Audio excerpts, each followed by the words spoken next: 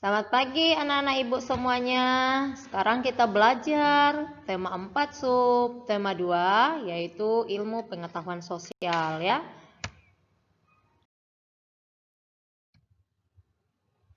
Mengenai manfaat globalisasi. Ayo anak-anak ibu kita simak manfaat globalisasi berikut. 1. Dapat mengakses informasi dari seluruh dunia. 2.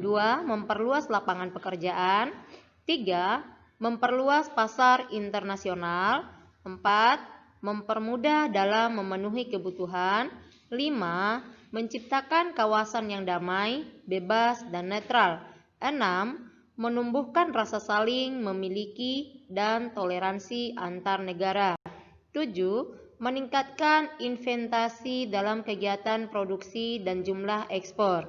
8. Meratanya perkembangan penguasaan ilmu pengetahuan dan teknologi.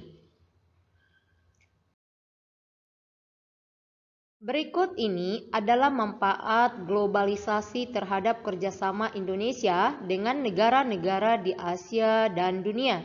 1. Di bidang ekonomi, kerjasama dalam ekspor-impor jadi lebih mudah. 2. Di bidang sosial, masyarakat lebih mudah dalam melakukan komunikasi dari tempat yang sebelumnya tidak terjangkau. 3. Di bidang budaya, kerjasama dalam pertukaran budaya dapat dilakukan dengan mudah. 4. Di bidang politik, globalisasi dapat meningkatkan hubungan diplomatik antar negara. 5. Di bidang iptek, para pelajar memperoleh kemudahan dalam mengakses informasi untuk menunjang pendidikan.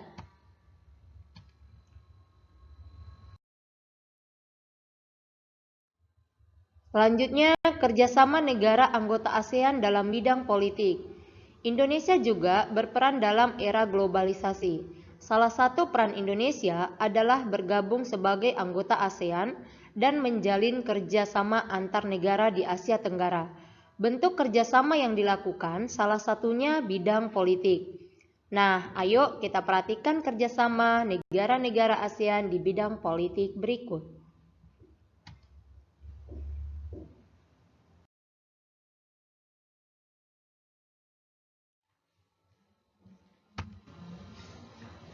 Bentuk kerjasama ASEAN di bidang politik.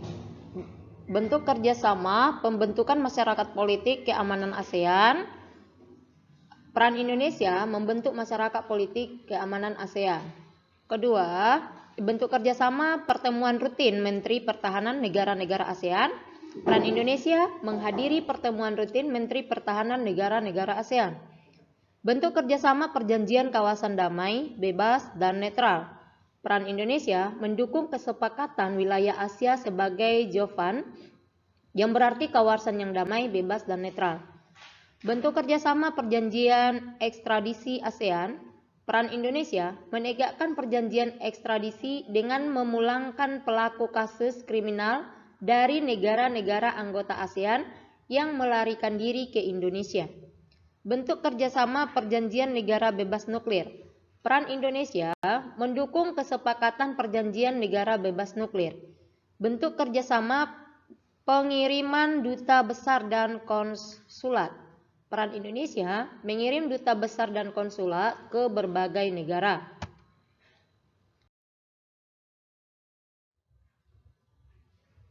Menjalin kerjasama di bidang maritim ASEAN sehingga mempererat persatuan dan kesatuan antar anggota ASEAN.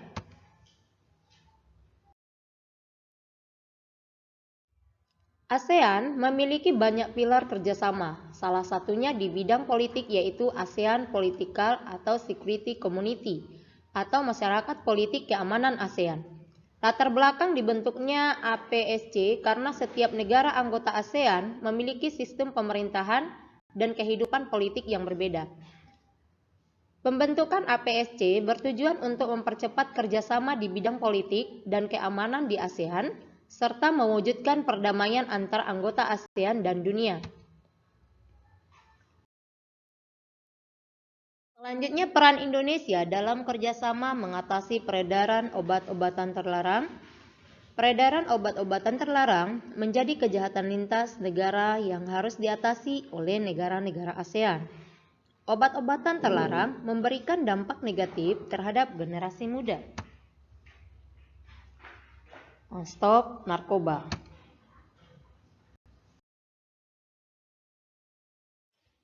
Indonesia pun ikut berperan dalam kerjasama memberantas peredaran obat terlarang. Kepolisian Indonesia seringkali menangkap pelaku peredaran obat terlarang yang berasal dari negara anggota ASEAN lain. Indonesia kemudian memberikan hukuman terhadap pelaku sebagai efek jera dan mengurangi peredaran obat terlarang di masyarakat.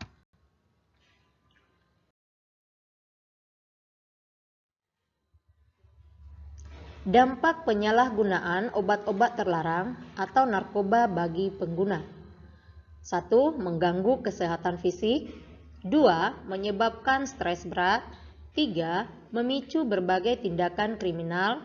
4. Mendapat hukuman dari pemerintah. 5. Menyebabkan overdosis.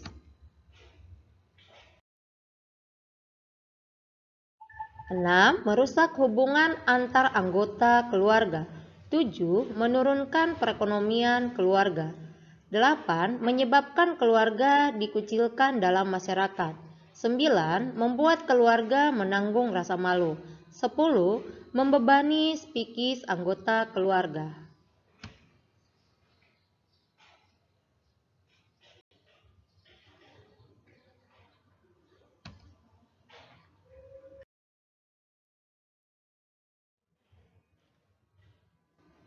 Dampak menyalahgunakan obat-obatan terlarang narkoba bagi masyarakat.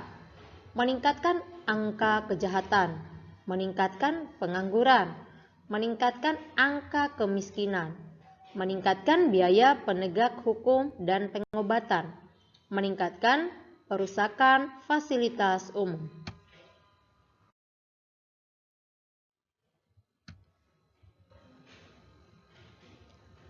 Bangsa Indonesia akan kehilangan generasi penerus yang menjadi harapan bagi masa depan bangsa. Jika mereka menggunakan narkoba, masa depan bangsa akan terancam.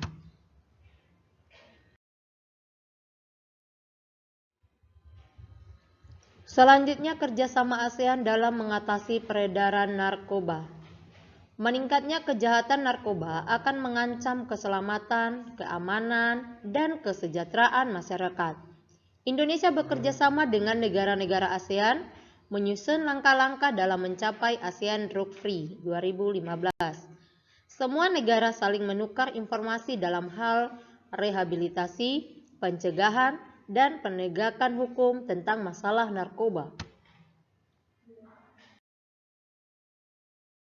Berikut ini beberapa peran Indonesia dalam mewujudkan ASEAN Drug Free 2015.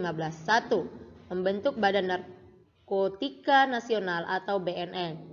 2. Menerbitkan Undang-Undang Nomor 35 Tahun 2009 tentang narkotika. 3. Melakukan kerjasama untuk menanggulangi permasalahan narkoba dengan negara lain.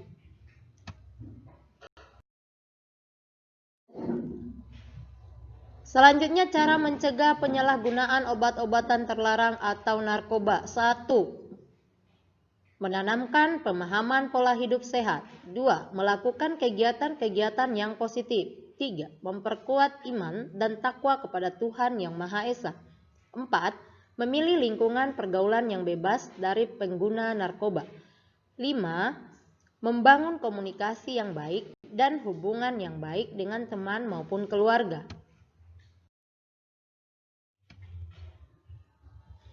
Nah, buat anak-anak ibu, demikian materi kita hari ini tentang IPS.